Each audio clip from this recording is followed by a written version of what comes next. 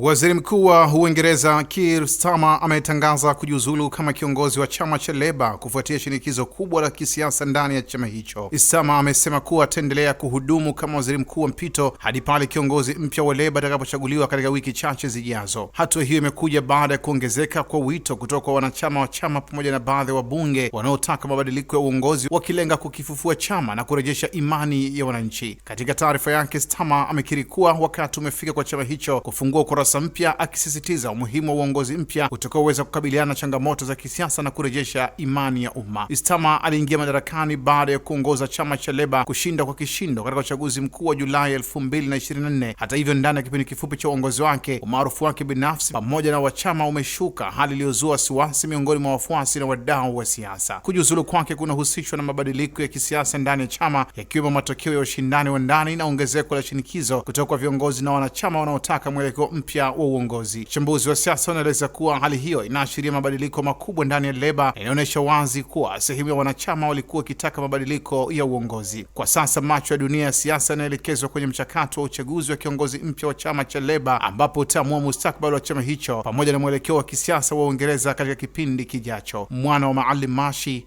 Kishki TV. Kishki TV, nuru ya dini yako.